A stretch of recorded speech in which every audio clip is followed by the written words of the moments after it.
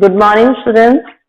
We are going to start our economics lesson, and we have seen about the organization of production. In that, we have seen land, labor, then physical capital. Physical capital is having two another parts. One is your fixed capital. There we stopped, and today we are going to see the working capital. So, the working capital, let me read for you. The raw materials and the money in the hand production require a variety of raw materials such as the yarn used by the weavers and the clay used by the potters. Also, some money is always required during the production to make the payment and buy the other necessary items. The raw material and the money in the hands are called working capital. Then unlikely tools, machine and the buildings, these are used up in the production. So what is working capital? Before that we learn about the fixed capital, that if we purchase some tool, building or machines which was used in the production and was fixed at a place or at a long duration is known as a fixed capital. Similarly, working capital, every day the raw material was purchased and this raw material was converted into the productory material or production is known as working capital. अगर हम देखें तो जो कच्चा पदार्थ हम खरीदने के लिए हम पैसा लगाते हैं, जो कच्चा पदार्थ हम खरीदते हैं और उसका अच्छी चीज कोई बनाते हैं, कोई प्रोडक्शन करते हैं जिससे इस्तेमाल किया जाए, तो वो क्या आता है? वर्किंग कैपिटल के अंदर आता है। समझ में आ गया होगा आपको? Then there is the fourth requirement too. इसके अलावा एक बहुत जरूरी important requirement होता है वर्किंग कैपिटल के अलावा, वो है एंटरप्रेन्योर्स यानी कि अधिकारी वर्ग, या फिर हम कह सकते हैं कि पूरा इंस्टीट्यूशन, पूरा सिस्टम जो कि प्रोडक्शन करने में मदद करता है, जो लैंड को यूज करता है, जो लेबर को यूज करता है, जो फिजिकल को यूज करता है, वो है ह्यूमन कैपिटल। क्योंकि इंसान ही है जो इंस्टीट्यूशन या फैक्ट्री या इंडस्ट्रीज को वर्क करवाते हैं। तो ह्यूमन कैपिटल जो है वो सीखता है, समझता है और संचालित करता है किसी भी प्रकार के इंस्टीट्यूशन को, किसी भी प्रकार के प्रोडक्शन सेक्टर को। तो ह्यूमन कैपिटल बहुत जरूरी, तभी जाके आपके बाकी वाले जो कैपिटल है वो यूटिलाइज होंगे और रिसोर्सेज का नाम लेंगे और रिसोर्सेज बनेंगे। अगर वो नहीं है तो फिर इसका मतलब रिसोर्सेज वर्क नहीं करेगा। इस तस्वीर दे रखी है आपके यहाँ पर, अगर आप देखें तो इस तस्वीर में आप देख सकते हैं कपड़ा बना रहे हैं वो लोग, जो थ्रेड है उसको क्या कर रहे हैं? यूज कर रहे हैं और कपास लेते हैं, कपास को ढूंढते हैं और उससे धागा बनता है, धागे से कपड़ा बनता है और इस प्रकार से वो प्रोडक्शन करते हैं। अगर हम देखें तो ये प्रोडक्शन जो है उसके अंदर सारी चीजें इकट्ठी होती है। देन इसमें आपको किसी भी इंडस्ट्री में, किसी प्रोडक्शन सेक्टर में, कहीं पर भी अगर हम देखें तो हमें ये सारी चीजों की जरूरत रहती है, जिसमें आपका जमीन आता है, लैंड, लेबर, मजदूर आता है, आपका फिजिकल कैपिटल जैसे कि वर्किंग कैपिटल और फिक्स कैपिटल है, देन आपका ह्यूमन कैपिटल, सारा मिलकर जब प्रोडक्शन होता है, ये जो सिस्टम बनता है वो है आपका फैक्टर ऑफ प्रोडक्शन। तो ये सारी चीज जो है वो प्रोडक्शन करने में मदद करती है। अगर हम देखें तो पालमपुर की स्टोरी में ये तीनों फैक्टर्स को हम देखे हैं और ये तीनों चीजों को हम देखेंगे कि किस प्रकार से पालमपुर के प्रोडक्शन को ये इफेक्ट करते हैं। सबसे पहले जैसे हमने देखा था, पालमपुर एक गांव है, तो गांव में जो है कितनी जमीन है वो हमें जानना बेहद जरूरी है। So now we are stepping towards another paragraph, that is farming in the Palampur. तो पालमपुर में खेती करना, पहला आपका पॉइंट था लैंड इज फिक्स। लैंड जो रिसोर्स है या पालमपुर का जो जमीनी इलाका है वो तो फिक्स ही होता है। हम कभी भी जमीन को इलास्टिक के तक खींचकर आगे नहीं बढ़ा सकते, वो तो जितना लिमिटेड है वही रहेगा आपके हाथ में। देन तो लैंड जो फिक्स लैंड है वो कितना कितने में डिस्ट्रीब्यूटेड है वो हम देखने जा रहे हैं। Farming is the main production activity in the Palampur. 75% of the people who are working are dependent on the farming for their livelihood. Okay, then there could be farmers on the farms, labor, and well-being of these people is closely related to the production on the farms. अगर हम देखें तो 75% जो लोग हैं पालमपुर के वो खेती करते हैं और खेती से जुड़े हुए हैं और वो खेतीहर मजदूर हैं।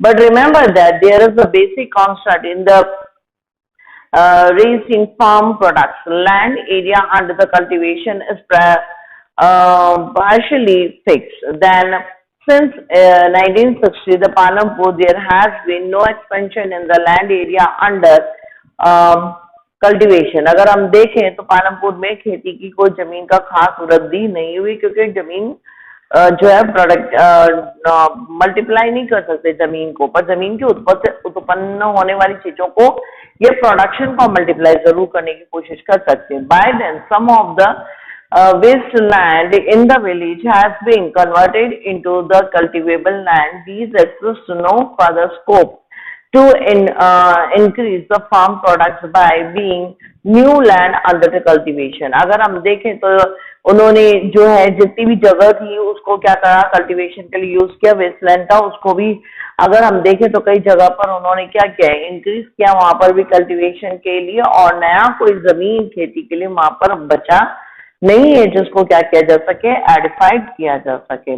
अगर हम देखें तो पुरानी और आज की तारीख में भी बीघा है, और साउथ इंडिया में अगर गुना है, तो ये नापने का पैमाना है. जमीनों को नापा जाता है 1 हेक्टर 2 हेक्टर, वैसे 1 बीघा जमीन 2 बीघा जमीन 1 गुना जमीन 2 गुना जमीन, ये इस तरह से बोला जाने वाला एक टर्म है, और जिसका एक छोटा सा स्केल आपको अवेलेबल किया हुआ है ब्लॉक के अंदर, जो आप देख लें. और उसके बाद हम जा रहे हैं नेक्स्ट वाले पैराग्राफ में कि आखिर एक फिक्स लैंड में आप किस प्रकार से एक्स्ट्रा प्रोडक्शन करके अपनी इकोनॉमिकल कंडीशन को बेहतर बना सकते हैं, और किस प्रकार से गवर्नमेंट या किस प्रकार से फार्मर इसको कर सकता है. Is there a way one can grow more from the same land.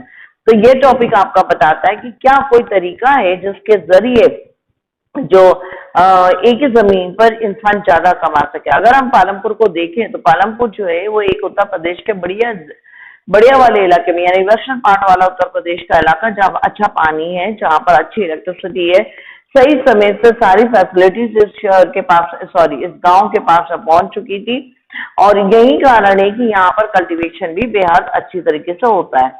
Then अगर हम देखें तो all the land is cultivable in Palampur. No land is left idle.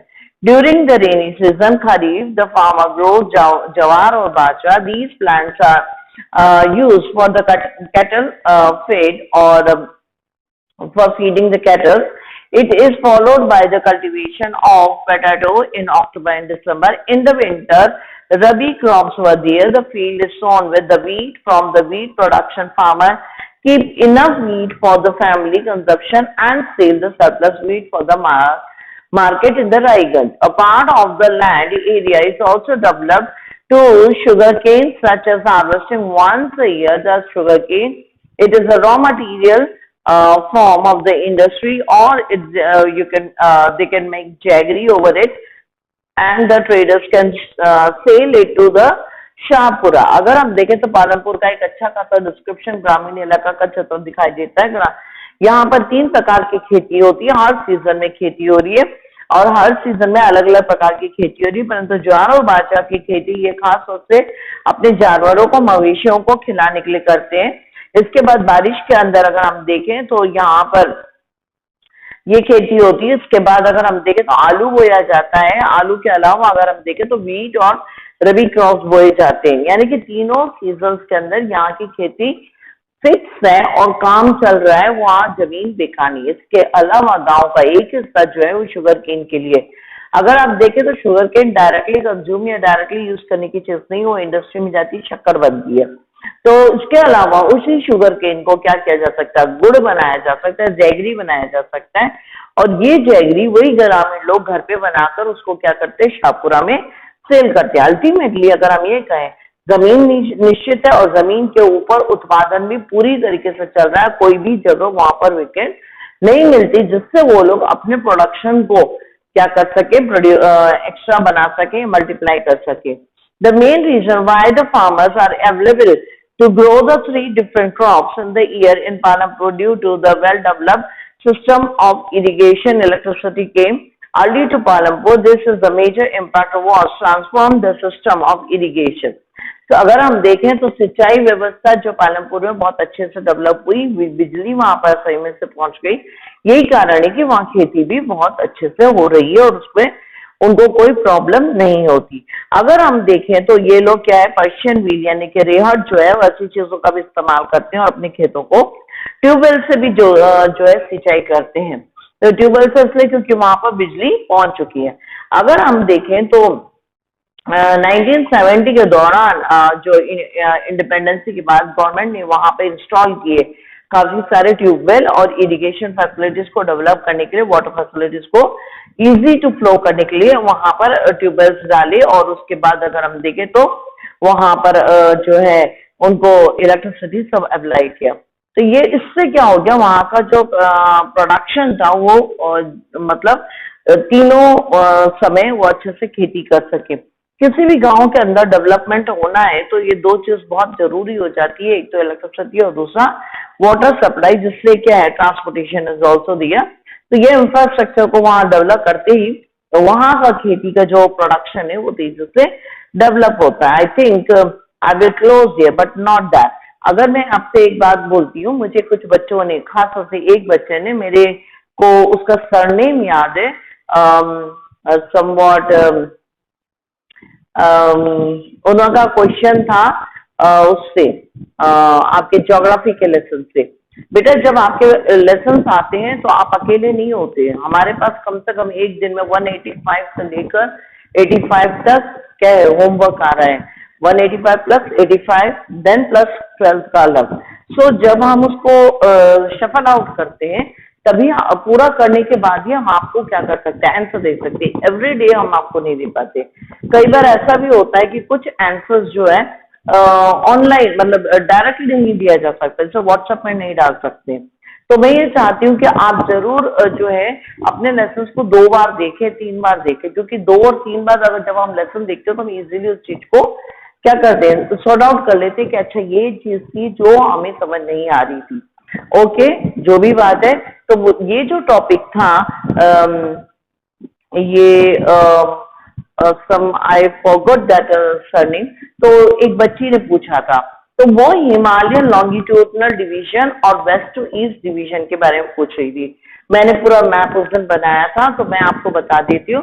Longitudinal का मतलब होता है ऊपर से नीचे की ओर। ऊपर से नीचे जब हम जाते हैं तो 3 भागों में हमने हिमालय को डिवाइड किया था। एक तो आपका जो सबसे बाहर वाला हिस्सा था हिमालय का, जो जिसमें प्रोमिनेंट मतलब हाई पीक्स हैं। देन उसके बाद जो है आपका जो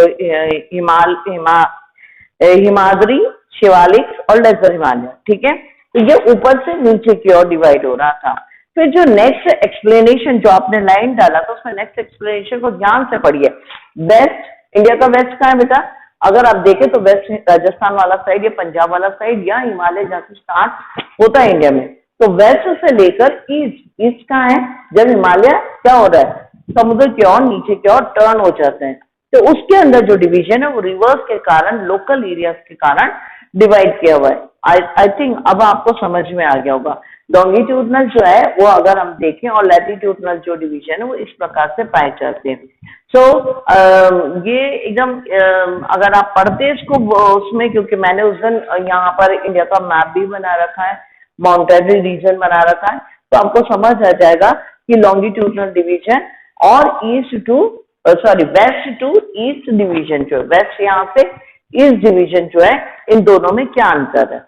तो पहले ऊपर से नीचे की ओर यानी कि नॉर्थ टू साउथ, ये नॉर्थ से ऊपर और साउथ नीचे, तो नॉर्थ टू साउथ जाते हुए 3 उसके डिवीजन और यहाँ लोकल डिवीजन है जिनके अलग अलग नाम है, उनके अलग अलग सिस्टम है। जो मिडल वाला हिमालय था उसके अंदर प्रोमिनेंट पीक्स थे, ज्यादातर ऊंची शिखरें थी। आई think you got my your point.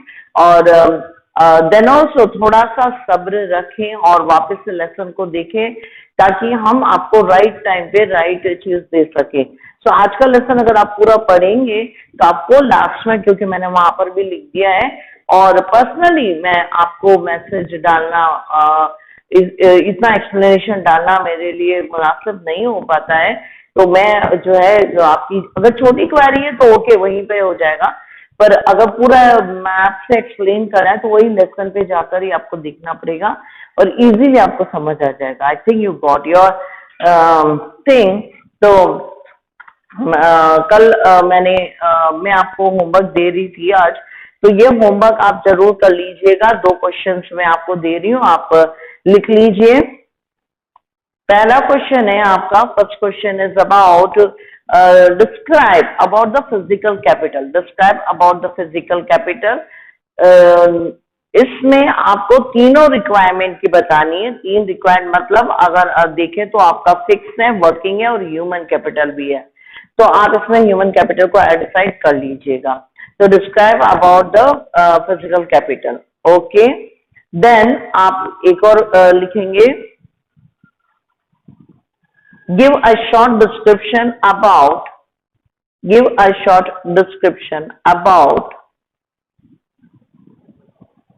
Palampur cultivational system. Palampur cultivational system. Give a short description about Palampur cultivational system. इस क्वेश्चन में आपको कुछ भी नहीं करना है, आपको बताना 75% में खेती होती है और 75% में खेती किस प्रकार होती है वो आपके नेक्स्ट पेज में आ रहा है। जैसे कि खरीफ सीजन में क्या कल्टीवेट करते हैं, रबी सीजन में क्या करते हैं, और उसके बाद और तीसरा जो सीजन है, जैसे तीसरा कल्टीवेशन इसका वो है शुगर केन है, तो वो क्या क्या है। आपको बस यही चीज जो है रेनी सीजन का और इनका आपको पॉइंट से 3 दे देना है।